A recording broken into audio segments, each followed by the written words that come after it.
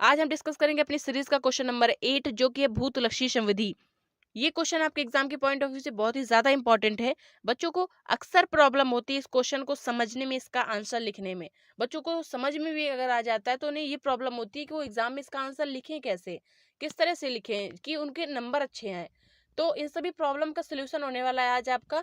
ये जो नोट्स है, जिन नोट्स से आज आप पढ़ेंगे तो ये नोट्स बिल्कुल कंप्लीट नोट्स हैं। इसका पीडीएफ चाहिए तो आप टेलीग्राम चैनल से डाउनलोड कर लीजिएगा, मैं वहाँ पे अपलोड कर दूंगी। और आज हम बहुत इजी लैंग्वेज में इस वीडियो को देखेंगे। ओके। और वीडियो शुरू करने से पहले दोस्तों आपको बता दें कि अगर आप चैनल पर नए हो तो चैनल को जरूर करिएगा सब्सक्राइब, क्योंकि हम इसी तरह से टॉप 15 क्वेश्चन आपके हर एक सब्जेक्ट जो कि एलएलबी और बीएलएलबी के सेमेस्टर्स में आते हैं उनका बनाएंगे, तो इसी तरह से आपको वो भी सब्जेक्ट मिल पाए, इसलिए आप इस चैनल से जरूर जुड़िएगा। ठीक है। ओके। सो शुरू करते हैं हम अपना आज का ये वीडियो। तो हमारा जो क्वेश्चन है, पहला क्वेश्चन आप स्क्रीन में देख रहे हो, भूतलक्षी संविधि से आप क्या समझते हैं, भूतलक्षी संविधियों के प्रवर्तन का प्रभाव क्या होता है। एक ये क्वेश्चन है आपके एग्जाम में, इस तरह से क्वेश्चन आ सकता है। दूसरी तरह से एक क्वेश्चन ये आ सकता है कि प्रत्येक संविधि प्रथम दृष्टया भविष्यलक्षी प्रभाव की होती है, उन परिस्थितियों का वर्णन कीजिए जिसमें संविधियों का भूतलक्षी प्रभाव होता है। दोस्तों ये आपके दो क्वेश्चन स्क्रीन में दिए गए हैं। इसके अलावा भी आपके एग्जाम में कोई क्वेश्चन पूछ सकता है, घुमा करके कुछ दूसरा भी आ सकता है, लेकिन आपको आंसर वही देना है जो कि हम आज इस स्लाइड में देखेंगे। ओके। तो जो हम इस पर इसका आंसर लिखेंगे, तो पहले हम हेडिंग डालेंगे भूतलक्षी संविधि। ओके। तो भूतलक्षी संविधि क्या है पहले ये समझ लेते हैं। भूतलक्षी संविधि और भविष्यलक्षी संविधि, फिर इस आंसर को समझेंगे तो हम बहुत अच्छे से समझ पाएंगे। ओके। तो जो भूतलक्षी संविधि है, सपोज कोई कानून आज बनाया गया है। ओके। तो उसका प्रभाव, जो भी उस संविधि का प्रभाव है, उसका आज से प्रभाव ना हो करके उसका पहले से प्रभाव होता है। यानी कोई संविधि जब पहले बनाई गई है, उस संविधि में जो अधिकार दिए गए हैं तो उन अधिकारों को अगर प्रभावित करती है तो वो हमारी होती है भूतलक्षी संविधि। और लक्षी जो संविधि होती है वो जिस दिन लागू होती है, जिस दिन बनाई जाती है, वो उसी दिन से उसका प्रभाव होता है। उसके पहले जो उसे किसी व्यक्ति को कोई अधिकार प्रदान किए गए हैं उनमें वो छेड़खानी नहीं करता है।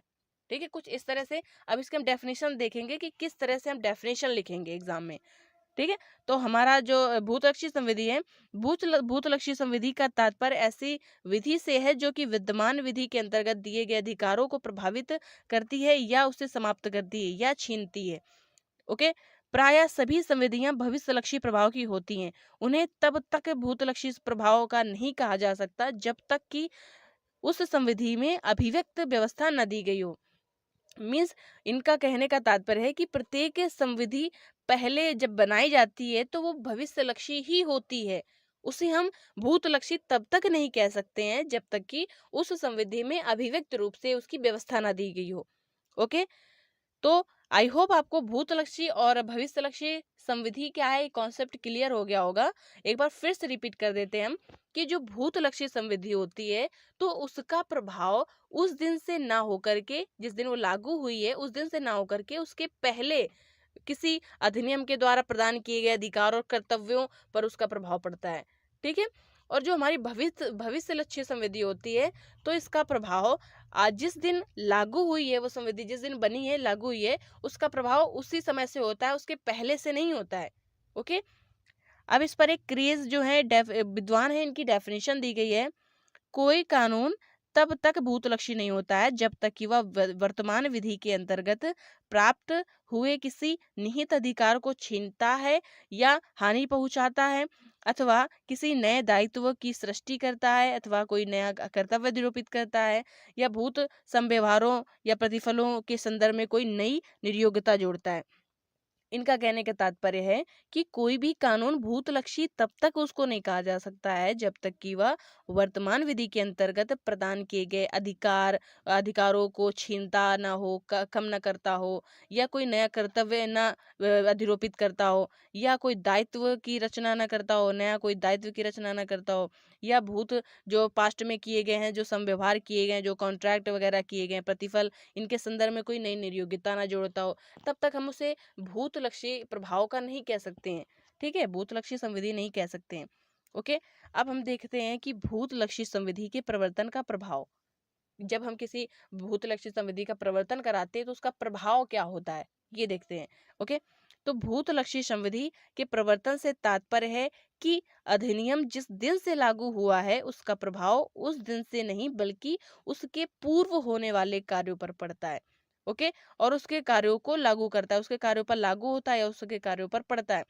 ओके, तो इसका मतलब है कि जो भूतलक्षी संविधि है, तो इसका जब प्रवर्तन कराया जाता है तो उसका जो प्रभाव है वो उस दिन से ना होकर, जिस दिन वो लागू हुई है उसका प्रभाव उस दिन से ना होकर के उसके पूर्व, उस अधिनियम के लागू होने के पूर्व जो कार्य किए गए हैं उन कार्यों पर पड़ता हो, उन कार्यों पर लागू होता हो। ओके, व्याख्या का यह पूर्ण सुनिश्चित सिद्धांत है कि उस समय तक किसी संविधि को भूतलक्षी प्रभाव नहीं दिया जा सकता है जब तक कि वह संविधि प्रत्यक्षतः ऐसा करने के लिए निर्दिष्ट नहीं करती है। मीन्स जब तक कि उस संविधि में स्पष्ट रूप से इसके बारे में कोई प्रावधान ना हो तब तक किसी भी संविधि को भूतलक्षी प्रभाव नहीं दिया जा सकता है। ओके, अब भूतलक्षी संविधियों का निर्वचन हम देखते हैं कि भूतलक्षी संविधियों का जब निर्वचन या अर्थान्वयन करते हैं तो इस पर किन किन बातों पर विचार करना चाहिए। एक बहुत ही इंपॉर्टेंट केस है शेख गुलाम रसूल वर्सेस जम्मू कश्मीर राज्य। एक बार फिर से रिपीट कर देती हूँ, शेख गुलाम रसूल वर्सेस जम्मू कश्मीर राज्य।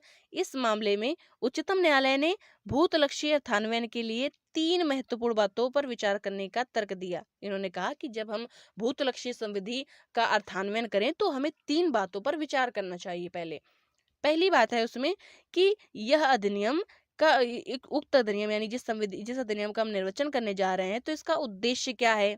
ठीक है, आखिर किस उद्देश्य को पूरा करने के लिए इस अधिनियम का निर्माण किया गया है। दूसरा पॉइंट है कि उस भूतलक्षी विधि द्वारा किस दोष का परिहार किया जाना है, यानी जो हमारी भूतलक्षी विधि है उसके द्वारा किस दोष को समाप्त करना है, यानी किस संविधि के दुरुपयोग को समाप्त करना है। ओके, और थर्ड पॉइंट है उक्त दोष के अभीष्ट के लिए कौन सी प्रणाली स्थापित की गई है और इस दोष की प्राप्ति के लिए कौन सा व्यवस्था स्थापित की, कौन सी प्रणाली स्थापित की गई है। इन 3 बातों पर विचार करना चाहिए और इन 3 बातों पर विचार करने के पश्चात ही हमें उस संविधि का निर्वचन करना चाहिए, भूतलक्षी संविधि का। ओके, अब हम देखते हैं कि भूतलक्षी संविधि जो हमारी हैं इनके प्रभाव को निम्नलिखित संविधियों में देखा जा सकता है। अब हम कुछ संविधियां देखेंगे जिनमें भूतलक्षी प्रभाव को देखा जा सकता है, जिसमें हमारी ये पहली है अधिष्ठायी अधिकारों वाली संविधियां। ठीक है, ऐसी संविधियां जो अधिकारों को प्रदान करती हैं, ठीक है, जो अधिकार प्रदान करते हैं, अधिष्ठायी अधिकार प्रदान करती हैं, तो ऐसी संविधियों को हम भूतलक्षी संविधि कहते हैं। ओके, सेकेंड हमारा है विधि के प्रक्रियात्मक पहलू एवं न्यायालय के व्यवहार संबंधी संविधियां, यानी जो न्यायालय के व्यवहार से संबंधित संविधियां होती हैं या प्रक्रिया से संबंधित संविधियां होती हैं, तो इनका प्रभाव उस दिन से नहीं पड़ता है जिस दिन से लागू होती हैं, बल्कि उसके पहले से पड़ता है। ठीक है, उसके पहले जो कार्य किए गए होते हैं उन कार्यों पर भी इसका प्रभाव पड़ता है। ओके, थर्ड हमारी है उत्तराधिकार का नियमन करने वाली संविधियां, जो उत्तराधिकार का नियमन करती हैं। तो ऐसी जो संविधियां होती हैं तो इनका भी प्रभाव प्रेजेंट टाइम से नहीं पड़ता, यानी जिस समय इनको लागू किया गया होता है उस समय से नहीं पड़ता है बल्कि उसके पहले से पड़ता है। जैसे कि आप लोगों ने हिंदू विधि में बहुत सारे ऐसे केसेस देखे होंगे जिसमें कि हिंदू विधि अधिनियम जो उत्तराधिकार अधिनियम था 1956 में लागू हुआ था, लेकिन इसके पहले जो कोई ऐसे मामले जो न्यायालय में ऐसे मामले केसेस होंगे जो उत्तराधिकार से ही रिलेटेड मामले थे, तो वहां पर ये जो मामले थे जो कि 1956 से पहले के मामले थे, तो जब ये कानून आया तो इस कानून का प्रभाव न केवल उस समय जो मामले थे उन पर पड़ा बल्कि उसके पहले के जो मामले थे उन पर भी पड़ा ये मामला, ये प्रभाव इसका। ठीक है, तो इस प्रकार से हम कह सकते हैं कि जो भूतलक्षी संविधियां होती हैं तो इसका प्रभाव ना उस समय नहीं पड़ता है केवल जब वो लागू हुई, बल्कि उसके पहले जो कार्य किए गए होते हैं उन पर भी इसका प्रभाव पड़ता है। ओके, तो उत्तराधिकार संविधि जो हमारी है तो इसको भी हम भूतलक्षी संविधि कह सकते हैं। घोषणात्मक संविधि जो किसी की घोषणा करती हैं, ऐसी संविधियों का भी प्रभाव भूतलक्षी ही होता है। ओके, अब फिफ्थ पॉइंट पे हमारा है लंबित मामलों में संविधि परिवर्तन का प्रभाव। ये जो लंबित मामले होते हैं इनमें संविधि परिवर्तन का जो प्रभाव होता है ये भी भूतलक्षी परिवर्तन प्रभाव होता है। ओके, थर्ड सिक्स हमारा है दंड संविधियों का भूतलक्षी प्रभाव, यानी जो दंड देने वाली संविधि, ऐसी संविधियां जिसमें दंड का प्रावधान किया गया हो, तो ऐसी संविधियों का प्रभाव भी भूतलक्षी होता है, यानी पास्ट से होता है, पिछले जो पूर्व में किए गए कार्य हैं उन पर इसका प्रभाव पड़ता है। 7 पॉइंट है हमारा, अपील संबंधी संविधियों का प्रवर्तन, यानी ऐसी संविधियां जो कि अपील से संबंधित हो, जो न्यायालय में हम अपील करते हैं, तो अपील से संबंधित जो संविधियां होती हैं तो इनका जब प्रवर्तन होता है, इनका जो प्रवर्तन होता है वो भूतलक्षी होता है, यानी पूर्व से इसका प्रभाव पड़ता है। ठीक है, अब हमारा 8 पॉइंट है, राज्य वित्तीय संविधियों का भूतलक्षी प्रवर्तन, जो राज्य की वित्तीय संविधियां होती हैं इनका भी प्रभाव भूतलक्षी होता है। ओके, इस तरह से आप इनके एग्जाम्पल लिख सकते हो। और आप अब कुछ हम केस देखेंगे, क्योंकि अगर हमें एग्जाम में अच्छे नंबर लाने हैं तो हमें केस लिखने बहुत ज़्यादा ज़रूरी है, क्योंकि हम अब केस लिखते हैं तो हमारे क्वेश्चन जो आंसर होता है उसका वेटेज बढ़ जाता है। ओके, तो फर्स्ट क्वेश्चन जो फर्स्ट केस है इसमें बहुत ही इंपॉर्टेंट केस है, बहुत अच्छा केस है ये, state of Bombay versus Vishnu Ramchandra. फिर से रिपीट कर देती हूँ मैं, state of Bombay versus Vishnu Ramchandra. इस मामले में न्यायालय ने यह भी निर्धारित किया कि नए अपराध का सृजन करने वाली दंडिक विधियां सदैव भविष्यलक्षी ही होती हैं। इसमें यह कहा गया कि ऐसी संविधियां जो कि किसी कार्य को अपराध यानी कोई नया अपराध क्या कि सृजन करती हैं, वो उनका प्रभाव भूतलक्षी नहीं होगा बल्कि भविष्यलक्षी होगा। सपोज कोई काम इस समय आप लोग कर रहे हो, उसको अभी अपराध नहीं माना जा रहा है, लेकिन अगर कोई कुछ समय बाद कोई संविधि आ जाए, बन जाए कि उसी कार्य को वो अपराध मानने लगे, तो उसका प्रभाव पिछले पूर्व किए गए कार्यों पर नहीं पड़ेगा, क्योंकि उसे पता ही नहीं था कि इस कार्य को अपराध माना जाता है, इसलिए उसने किया।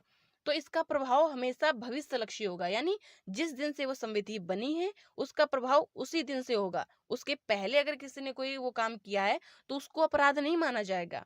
ओके, आई होप आपको समझ में आ गया होगा।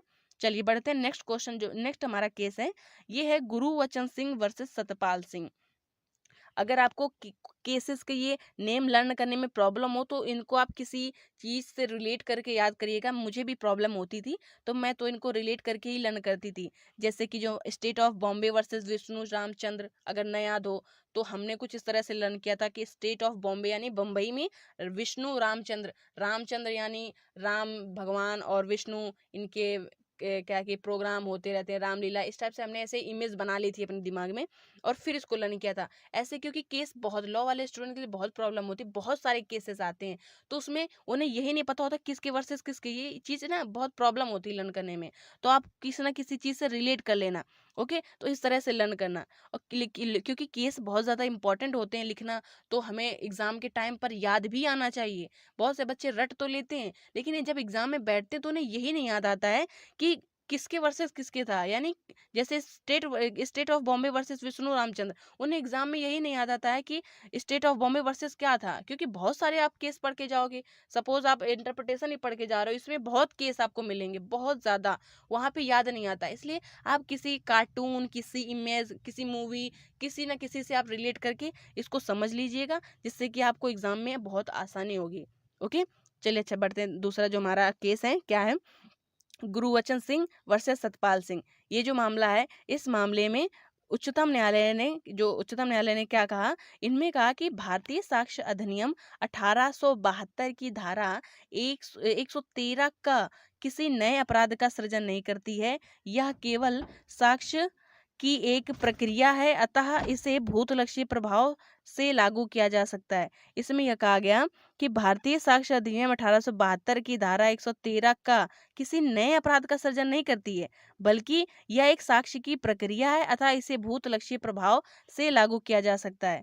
इस पर थर्ड केस जो हमारा है, Sharat Chandra Nanda versus Union of India का जो मामला है, इस मामले में जो मध्य प्रदेश का मामला था, इसमें मध्य प्रदेश उच्चतम न्यायालय ने यह कहा, अभी निर्धारित किया कि संविधि के निर्वचन का सुस्थापित नियम यह है कि जब तक किसी संविधि में विनिर्दिष्ट या उसके भूतलक्षी प्रभाव के होने का उल्लेख नहीं किया गया हो, उसे प्रथम दृष्टया भविष्य लक्षी प्रभाव वाली ही मानी जाएगी। ठीक है, मानी जानी चाहिए। इसमें कहा गया कि भविष्य क्या कि कोई संविधि के निर्वचन का यह सुस्थापित नियम हो गया है अब कि जब तक किसी संविधि में विनिर्दिष्ट या उसके भूतलक्षीय प्रभाव के होने का उल्लेख नहीं किया गया हो, तब तक उसे सबसे पहले भविष्यलक्षी प्रभाव का ही माना जाना चाहिए। ओके, तो अतः हम कह सकते हैं कि उपरोक्त निर्णयों के विवेचन से स्पष्ट है कि सभी संविधियां प्रथम भविष्यलक्षी प्रभाव वाली ही होती हैं। उन्हें तब तक भूतलक्षी प्रभाव वाला नहीं माना जा सकता है जब तक कि उस संविधि में ही इस प्रकार का अभिव्यक्त रूप से व्यवस्था न की गई हो। ओके, आई होप आपको समझ में आ गया हो, और वीडियो अगर अच्छा लगा हो तो इसे लाइक करिएगा, अपने दोस्तों के साथ शेयर करिएगा। और इस वीडियो में बस इतना ही। See you in the next video. Till then bye bye, take care.